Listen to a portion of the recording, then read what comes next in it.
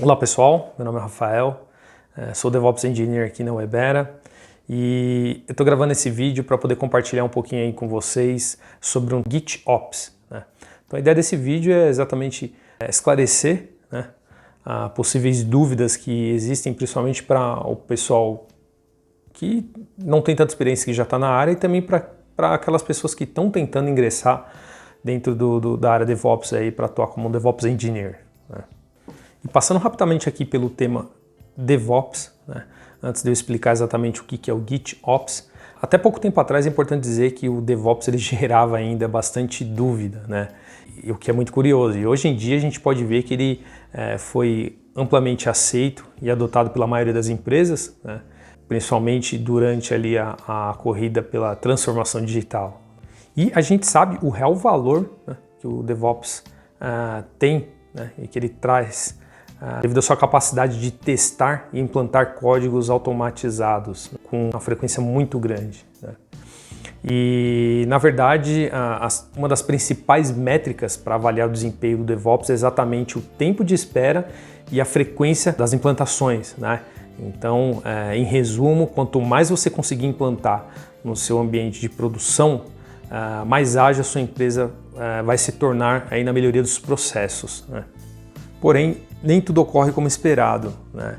Então, toda essa automação pregada pelo DevOps, ela apresenta algumas dificuldades, né? Pois algumas automações podem levar a um nível de complexidade muito grande, onde por muitas vezes a gente não tem como fugir de ter que customizar scripts para poder fazer uma implementação bem customizada, algo muito específico, podendo assim se tornar um duto muito frágil com altíssimo custo de manutenção e como consequência uma baixa eficiência para você, né? Então isso acaba sendo um risco que a gente tem que conviver aí constantemente. É nesse momento que o GitOps vem para poder tentar ajudar a superar e a resolver esses problemas. E então o que seria o tal do GitOps, né? O GitOps ele nada mais é do que um framework, tá? Onde você pega boas práticas do DevOps, utilizadas no desenvolvimento de aplicações como controle de versão, colaboração, ferramentas de CI/CD, e aplica isso numa automação de infraestrutura. E a principal ideia do GitOps é basicamente você ter um repositório Git, né, centralizado como seu single source of truth, ou seja, seria ali a sua fonte da verdade, né, onde vai ter o seu código da sua infraestrutura de forma declarativa, e então você vai unir a um processo de automação. E a ideia principal do GitOps nada mais é do que você ter um repositório Git centralizado, né, onde você vai considerar ele como sua fonte da verdade, ou o termo em inglês, o single source of truth, onde dentro desse seu repositório, né, basicamente vai conter toda a descrição da sua infraestrutura de forma declarativa, e aí você vai unir isso junto com um processo de automação para que você possa implementar, né, aquele seu estado desejado, declarado dentro da sua fonte da verdade, dentro do seu repositório Git, né? Então deployar dentro do seu ambiente, seja um ambiente não produção ou um ambiente produtivo. Então, basicamente, a gente pode considerar aí ele como uma nova tendência, né, na área de implementação contínua, né? Porém, é importante dizer que para impulsionar o GitOps, seria necessário aproximar mais os processos de implantação dos princípios de desenvolvimento de software. E ao reunir os processos e ferramentas utilizados no desenvolvimento de software e pelos times de operações, isso vai ajudar a sua organização a caminhar para mais perto ali do conceito DevOps. E é importante dizer também que a sua adoção, né, ela não é isenta de dificuldades. E pode-se dizer que pouquíssimas organizações podem ser consideradas aí executores de elite, e a grande maioria ainda tem um desempenho de baixo a médio. E para começar a utilizar o framework GitOps, existem aí alguns princípios, né, que o GitOps prega, como por exemplo, você ter todo o seu código versionado dentro do seu repositório Git, ter um processo que possibilite você automatizar, né, as aprovações para que as alterações sejam aplicadas no seu ambiente, e também você ter alguns agents rodando dentro do seu ambiente para que seja possível você ser alertado, né, dos desvios, e também para que seja possível você aplicar, né, o seu estado desejado de forma automatizada ali para o seu estado real, dentro da sua infraestrutura. E o GitOps ele tem 3 importantes componentes, tá? Que seria o IAC, ou Infrastructure as Code, né? A infraestrutura como código, Merge Requests, né? Ou também conhecido como Pull Request, basicamente a mesma coisa, e o CI/CD. Né? E aí eu vou explicar um pouquinho mais aí no detalhe cada um desses 3 componentes. O IAC, né, infraestrutura como código, nada mais é do que você ter toda a sua infraestrutura descrita de forma declarativa dentro de um repositório Git, onde você vai manter toda a parte de configuração, como por exemplo políticas, a parte de rede, a parte de storage, toda e qualquer configuração da sua infraestrutura. A ideia é que ele esteja descrita de forma declarativa dentro do seu repositório Git. E aí, falando agora do segundo componente, que é o Merge Request, né, o GitOps ele utiliza o Merge Request como um mecanismo de alteração, que a gente pode considerar basicamente como um portão de entrada, né, aí dentro do GitOps. Né? E é importante, apenas uma observação, Merge Request e Pull Request basicamente a mesma coisa. A diferença é que para o GitLab é normal a gente usar o termo Pull Request, porém para outros sistemas como por exemplo Bitbucket ou então o GitHub é utilizado o termo Pull Request, mas basicamente a mesma coisa. Então o Merge Request seria o segundo elemento, ele é bastante importante aqui nesse processo porque ele seria basicamente um mecanismo de alteração, né, para toda a atualização da sua infraestrutura. Então você pode considerar aí o Merge Request como o seu agente de alterações, né?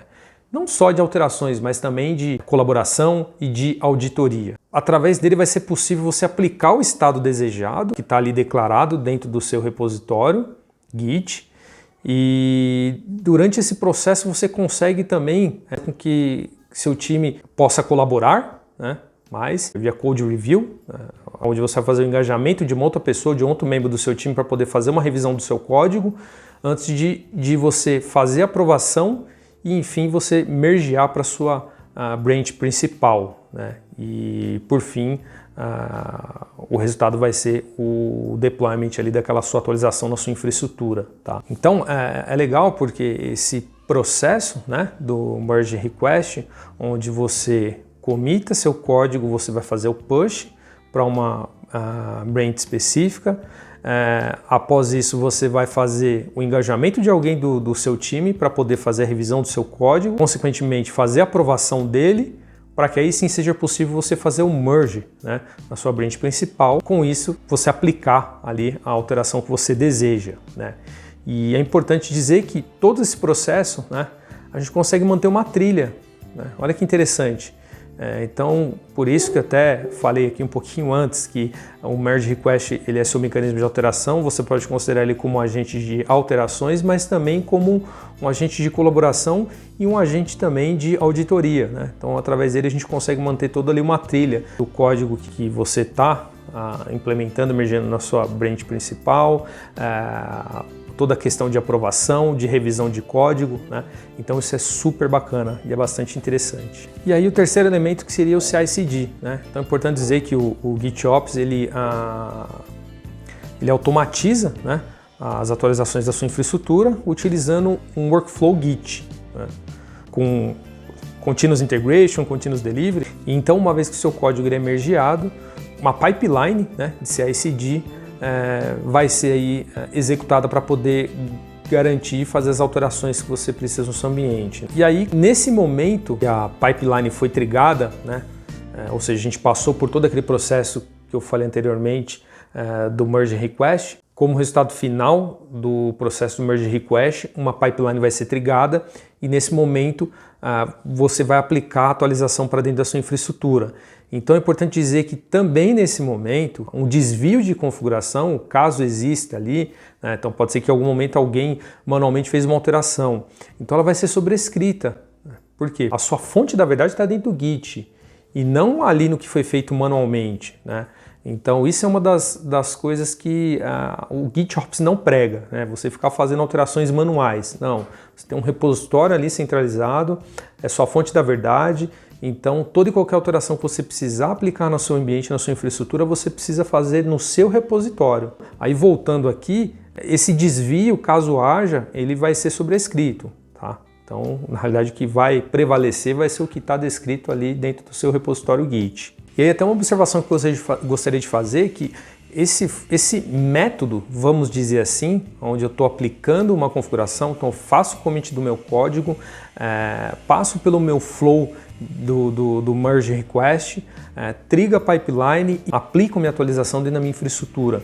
A gente está usando um método aqui, um modelo conhecido como push based. Então, ou seja, o que eu estiver trabalhando local, eu vou fazer um commit, vou fazer um push, né, daquela alteração para dentro do meu repositório, que como resultado final vou ter uma pipeline que vai ser trigada e, consequentemente, vou ter as atualizações aplicadas no meu ambiente, né? Então, ou seja, esse seria o método push. A gente tem também um outro método que é o método pull-based, que aí seria o inverso. E aí, para utilizar, e até para explicar um pouco melhor, para deixar mais claro, o pull-based a gente precisa de um agente rodando dentro do seu ambiente. Então, considerando aqui que você tem aí seu ecossistema de container, utilizando o Kubernetes, você vai precisar de um CRD, né, um Cluster Resource Definition, aí a gente está falando basicamente da extensão da API do Kubernetes. Então, vou ter um agente rodando dentro do meu ambiente, que, óbvio, aí vai existir toda uma questão de configuração, né, onde eu vou integrar esse meu agente ao meu repositório Git, e dentro dessa configuração eu vou especificar quais são os projetos, quais são as branches que eu quero que ele monitore para mim. E esse agente ele vai ser responsável por ficar o tempo inteiro, né, escutando ali, olhando para os repositórios que você configurar, e a partir do momento que ele detectar uma atualização no seu repositório, ele vai ser responsável por puxar aquela configuração para dentro do cluster, né? Então, ou seja, ele vai ser o responsável por manter o sincronismo do estado desejado, né, lá dentro do meu repositório Git, para dentro do cluster, que aí seria o estado real, né, o que está rodando. Então esse agente ele vai ser o responsável por garantir esse sincronismo, tá? Então, para utilizar esse método baseado em pool, aí a gente precisa de algumas ferramentas, né, que existem hoje, como por exemplo um FluxCD ou um Argo CD, que a gente consegue fazer toda essa orquestração.